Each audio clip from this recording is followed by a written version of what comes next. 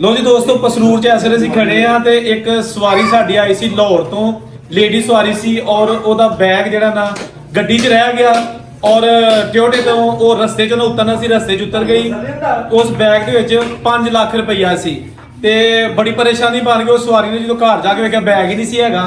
ਫਿਰ ਇੱਕ ਅੱਲਾ ਦੀ ਬੰਦੀ ਕ੍ਰਿਸਚੀਅਨ ਫੈਮਿਲੀ ਨਾਲ ਉਸ ਸਾਡੀ ਭੈਣ ਦਾ ਤਾਲੁਕ ਹੈ, ਉਹ ਉਹਦੇ ਨਾਲ ਬੈਠੀ ਸੀ ਔਰ ਉਹਨੇ ਅੱਗੇ ਜਾਣਾ ਸੀ। ਉਹ ਫਿਰ ਉਹਨੇ ਆਪਣੇ ਕੋਲ ਰੱਖ ਲਿਆ ਕਿ ਇਸ ਤੋਂ ਪਹਿਲਾਂ ਕੋਈ ਹੋਰ ਲੈ ਜਾਏ। ਲੈ ਕੇ ਤੇ ਘਰ ਆ ਕੇ ਉਹਨਾਂ ਨੇ ਆਪਣੇ ਭਰਾਵਾਂ ਨੂੰ ਤੇ ਜਿਹੜੇ ਘਰ ਦੇ ਸਾਨੂੰ ਉਹਨਾਂ ਨੂੰ ਦੱਸਿਆ ਕਿ ਜੀ ਇਸ ਤਰ੍ਹਾਂ ਇੱਕ ਬੀਬੀ ਜਿਹੜੀ ਹੈ, ਮੈਂ ਨਹੀਂ ਉਹਨੂੰ ਜਾਣਦੀ, ਉਹਦਾ ਬੈਗ ਰਹਿ ਗਿਆ ਏ। ਤੇ ਇਹ ਬੈਗ ਜਨਾਬ ਉਹਨਾਂ ਨੇ ਫਿਰ ਆਪਣੇ ਭਰਾਵਾਂ ਨੂੰ ਘੱਲਿਆ ਕਿ ਪਤਾ ਕਰੋ ਕਿੱਥੇ ਗਏ ਨੇ। ਉਹ ਬਾਹਰ ਹੋਣੀ ਦੇਰ ਤੱਕ ਉਹ ਭੈਣ ਜਿਹੜੀ ਸੀ ਖਤੂਨ ਉਤਰੀ ਸੀ, ਉਹਦੇ ਘਰ ਦੇ ਵੀ ਆ ਗਏ ਸਨ। ਇਹਨਾਂ ਦੇ ਭਰਾ ਵੀ ਚਲੇ ਗਏ ਤੇ ਉਹਨਾਂ ਆਖਿਆ ਜੀ ਸਾਡੀ ਭੈਣ ਲਾਹੌਰੋਂ ਆਈ ਸੀ ਤੇ ਉਹਦੇ ਕੋਲ ਬੈਗ ਹੈ ਤੇ ਤੁਹਾਡੀ ਅਮਾਨਤ ਹੈ ਤੇ ਤੁਹਾਨੂੰ ਅਸੀਂ ਵਾਪਸ ਕਰ ਦੇਣਾ। ਤੇ ਅਸੀਂ ਉਹਨਾਂ ਦੇ ਘਰ ਐਸੇ ਖੜੇ ਆ।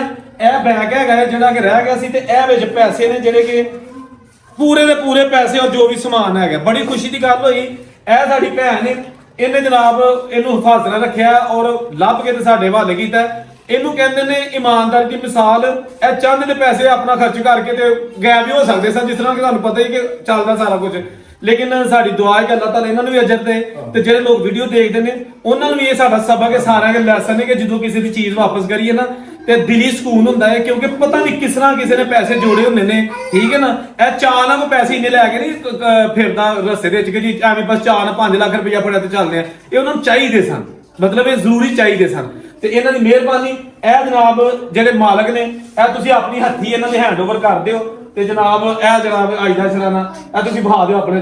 ਮਿਹਰਬਾਨੀ ਬਾਜੀ ਦੀ ਬੜੀ ਸ਼ੁਕਰੀਆ ਤੁਹਾਡਾ। ਤੁਸੀਂ ਜਿਹੜਾ ਨਾ ਹੁਣ ਕਹਿ ਦੋ ਕਿ ਤੁਹਾਨੂੰ ਚੀਜ਼ਾਂ ਮਿਲ ਗਈਆਂ ਨੇ ਔਰ ਤੁਸੀਂ ਖੁਸ਼ ਹੋ ਜੀ। ਮੈਨੂੰ ਕੋਈ ਜਿਸ ਤਰ੍ਹਾਂ ਮੇਰੀ ਚੀਜ਼ਾਂ ਸੀ ਉਸ ਤਰ੍ਹਾਂ ਦੀਆਂ ਸਾਰੀਆਂ ਚੀਜ਼ਾਂ ਮੈਨੂੰ ਮਿਲੀਆਂ ਨੇ। ਮੁਝੇ ਮੈਂ ਸ਼ੱਕ ਮੇਰੇ ਤੇ ਕਰਦੇ ਹਾਂ।